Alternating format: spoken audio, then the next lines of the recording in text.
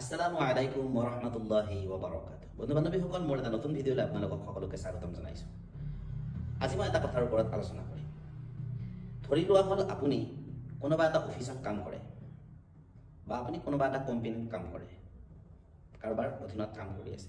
যদি সেই কোম্পানীত বা সেই অফিচত কাম কৰি থকা অৱস্থাত আপুনি সেই অফিচৰ কাম নকৰি নিজৰ কামত ব্যস্ত থাকে, ডিউটিৰ সময়ত ডিউটি নকৰি আপুনি যদি নিজক লৈ ব্যস্ত হৈ থাকে, নিজৰ কামত ব্যস্ত হৈ থাকে, তেতিয়াহ'লে সেই বিভাগে বা সেই কোম্পানী বা অফিচৰ তৰফৰ পৰা যেন মাহৰ শেষত আপোনাক দৰমহা দিব?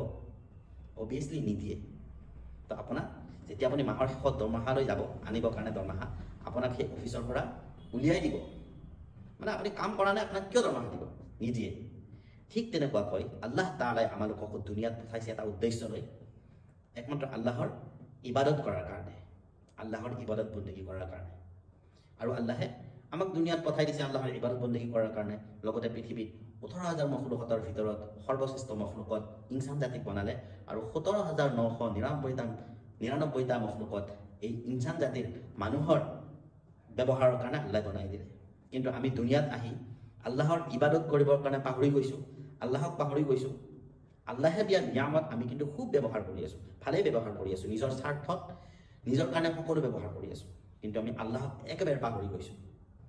কিন্তু সেই আল্লাহ তাআলাৰ যেতিয়া আমি ইবাদত কৰা নাই, আল্লাহ তাআলাই আমাক যিটো উদ্দেশ্য লৈ পঠাইছে সেইটো কৰা নাই, কিন্তু কোনোদিন আল্লাহে আমালোকক যিবিলাক নিয়ামত দিছে সেই নিয়ামতবিলাক বন্ধ কৰি দিয়া নাই। যেনেকুৱা ধৰণে আপুনি অফিচত কাম নকৰোঁতে, কোম্পানীত ডিউটি নকৰাৰ কাৰণে আপোনাক সেই কোম্পানীৰ পৰা অফিচৰ পৰা বাহিৰ কৰি দিছে দৰমহা নিদিয়াকৈ, কিন্তু আল্লাহে আমাক যি উদ্দেশ্যত পঠালে ইবাদত কৰিবৰ কাৰণে, সেই ইবাদত কৰা নাই। কিন্তু আল্লাহৰ যিবিলাক নিয়ামত সেইবিলাক আমি খায়ে আছোঁ, আল্লাহে বন্ধ কৰি দিয়া নাই বা আল্লাহে কোৱাও নাই তোমালোকে মোৰ পৃথিৱীৰ পৰা ওলাই যোৱা। আল্লাহে এই পৃথিৱীৰ পৰা আমাক ওলাই দিয়া নাই। কিন্তু ভাই, আজি ধৰা নাই আল্লাহ। বন্ধু-বান্ধৱীসকল, আজি আমাক আল্লাহে ধৰা নাই, কিন্তু আমি যে নিয়ামতবিলাক খাই আছোঁ, ব্যৱহাৰ কৰি আছোঁ, এই নিয়ামতবিলাকৰ হিচাপ কিন্তু জমা হৈ গৈ আছে। যেতিয়া আমাৰ মৃত্যু হ'ব নহয়, মৃত্যু হোৱাৰ পিছত সিপুৰীত গুচি যাম, আখিৰতত আল্লাহে আমালোকক ধৰিব আৰু প্ৰত্যেকটো বস্তুৰে হিচাপ ল'ব। তেতিয়া আমি কেনেকৈ জবাব দিম আল্লাহক? আল্লাহৰটো নিয়ামত আমি খাই আছোঁ, কিন্তু আল্লাহে যিখিনি বিচাৰিছে সেইখিনিতো আমি আল্লাহক দিয়া নাই। আল্লাহে আমালোকক 24টা ঘণ্টা সময় দিছে। এই 24 ঘণ্টাৰ ভিতৰত 5 ওয়াক্ত নামাজ আমাৰ কাৰণে আল্লাহে ফৰজ কৰিছে। 5 ওয়াক্ত নামাজত কিমানখিনি সময়? আধা ঘণ্টাকৈ ধৰিলোঁ খুব বেছিতে বেছি, আঢ়ৈ ঘণ্টা সময়, বাকী 21.5 ঘণ্টা আমি নিজৰ কাৰণে ব্যৱহাৰ কৰি আছোঁ, কৰিব পাৰোঁ।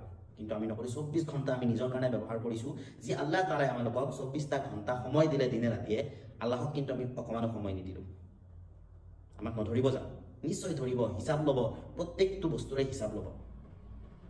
তো আমি সময় থাকোঁতে আমি সহি ৰাস্তাত অহাৰ দৰকাৰ। আল্লাহ তাআলাই আমালোকক সময়ৰ কদৰ কৰা তৌফিক দিয়ক। 5 ওয়াক্ত নামাজ সময়মতে আমালোকক আল্লাহ তাআলাই আদায় কৰি থাকিবৰ কাৰণে তৌফিক দিয়ক। আৰু যিবিলাক হুকুম আহকাম আল্লাহ তাআলাই আমালোকৰ কাৰণে ধাৰ্য কৰি দিছে, আল্লাহে দিয়া হুকুম মতে আমি চলিবৰ কাৰণে চেষ্টা কৰিম। আল্লাহে আমাক তৌফিক দিয়ক। নবী সাল্লাল্লাহু আলাইহি ওয়াসাল্লামে আমালোকক ইমান ধুনীয়া এটা ৰাস্তা দেখুৱাই দি থৈ গৈছে আল্লাহৰ ৰাস্তাত চলিবৰ কাৰণে। ৰাতিপুৱা শুই উঠাৰ পৰা ৰাতি শোৱালৈকে গোটেইখিনি আল্লাহৰ নবী সাল্লাল্লাহু আলাইহি ওয়াসাল্লামে আমালোকক নিয়ম কানুন দি থৈ গৈছে।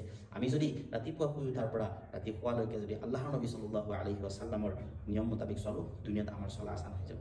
আজি মোৰ আপোনাৰ বিপদ পেৰেচানি কিয়? আমি আল্লাহক যদি কিবা বিচাৰিব লাগিছে, আল্লাহৰ ওচৰত বিচৰা নাই, মানুহৰ ওচৰত বিচাৰি আছোঁ, কিবা বস্তুৰ ওপৰত বিচাৰি আছোঁ। কিন্তু আল্লাহ তাআলাই আমালোকক কৈছে তোমালোকক যদি কিবা লাগে মোৰ ওচৰত খোজা, তাৰপিছত তোমালোকে মোৰ ওচৰত খোজা, তেতিয়া ব্যৱস্থা হৈ যাব ইনশাআল্লাহ। সেইকাৰণে আল্লাহ তাআলাৰ ওচৰত আমি যদি কিবা এটা কাম কৰাৰ আগত আমাক যদি কিবা এটা লাগে, সৰ্বপ্ৰথম আল্লাহৰ ওচৰত আমি দোৱা কৰিম, আল্লাহ মোৰ এই বস্তুটোৰ জৰুৰত, আপুনি মোক এই বস্তুটো আদা কৰি দিয়ক, মোক ব্যৱস্থা কৰি দিয়ক। নিশ্চয় আল্লাহ আপোনাক আৰু মোক সুব্যৱস্থা কৰি দিব। ভাই দোস্ত মহতৰম বুজুৰ্গ, যদি পৃথিৱীত আহিছোঁ, এইটো পৃথিৱীখন এখন হৈছে মুচিবত আহিবই যদি আপুনি দুনিয়াত চলিব বিচাৰিছে। কাৰণ কিয়? যেতিয়া শয়তানক আল্লাহ তাআলাই জান্নাতৰ পৰা বাহিৰ কৰি দিছিল আদম আলাইহিস সালামক সিজদা নকৰাৰ কাৰণে, আল্লাহৰ হুকুম নামানাৰ কাৰণে, তেতিয়া শয়তানে কৈছিল আল্লাহ মোকতো জান্নাতৰ পৰা বাহিৰ কৰি দিলে, কিন্তু মই পৃথিৱীত জাগাই জাগাই খুব পিটি বহি থাকিম, তোমাৰ এই মানুহ জাতিটোক মই বিপথে পৰিচালিত কৰিম, পথভ্ৰষ্ট কৰিম। তেতিয়া আল্লাহ তাআলাই কৈছিল হয় তুমি পাৰিবা, কিন্তু যিসকল মাত্ৰ মোৰ বান্দা, প্ৰকৃত বান্দা, সিহঁতক কেতিয়াও বিচলিত কৰিব নোৱাৰিবা।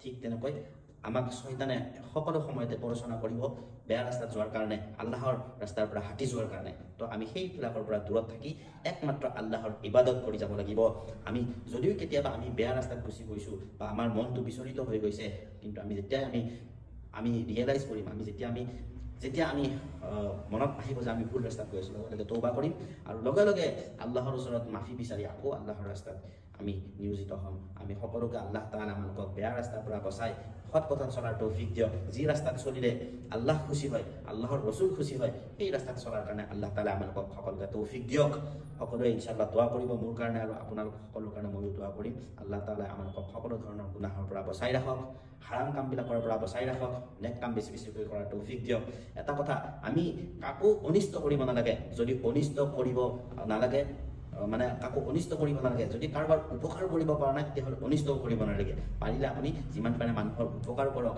মখলুকতৰ আল্লাহৰ সৃষ্টিৰ উপকাৰ কৰক কেতিয়াও কাৰো ক্ষতি চিন্তা কৰিব নালাগে যদি আপুনি উপকাৰ কৰিব পৰা নাই সহায় কৰিব পৰা নাই তেতিয়াহ'লে অপকাৰ কৰিব নালাগে তো সকলোৰে ভাল চিন্তা কৰক ইনশাআল্লাহ ভাল হ'ব ভাল চিন্তা কৰিলে সদায় ভালেই হ'ব আৰু যেতিয়া বেয়া চিন্তা কৰিব সদায় বেয়া হ'ব আল্লাহ তাআলা আমাক বেছি বেছিকৈ আল্লাহ তাআলাৰ ইবাদত বন্দেগীবিলাক কৰাৰ কাৰণে তৌফিক দিয়ক সকলো কাম আসান কৰি দিয়ক তো ভিডিঅ'টো আপোনালোকে কেনেকুৱা পালে কমেণ্ট বক্সত জনাব যদি ইয়াৰ মাজত কিবা ভুল যদি হৈছে শুধৰাই দিব বুলি মই আশা কৰিলোঁ ভুল হ'ব পাৰে ভুল হৈ যাব পাৰে মানুহ হিচাপত তো আপোনালোকে আঙুলিয়াই দিব ইনশাআল্লাহ শুদ্ধ কৰিবৰ কাৰণে চেষ্টা কৰিম আৰু আমি সকলোৱে মিলিজুলি এই ভিডিঅ'টো আগুৱাই দিবৰ কাৰণে চেষ্টা কৰিব শ্বেয়াৰ কৰি দিব লাইক কমেণ্ট কৰিবলৈ একেবাৰে নাপাহৰিব যিসকল নতুন তেওঁলোকক ফ'ল' কৰিবলৈ একেবাৰে নাপাহৰিব আৰু যদি ইউটিউবত চাই আছে তেনেহ'লে ছাবস্ক্ৰাইব কৰি দিব এনেকুৱা আগলৈ নতুন ভিডিঅ' পাই থাকিব ইনশাআল্লাহ আকৌ এটা নতুন ভিডিঅ'ত লগ পোৱাৰ আশাৰে আপোনালোকৰ মাজৰ পৰা মই বিদায় মাগিছোঁ আসসালামু আলাইকুম ওয়া ৰাহমাতুল্লাহি ওয়া বাৰাকাতুহু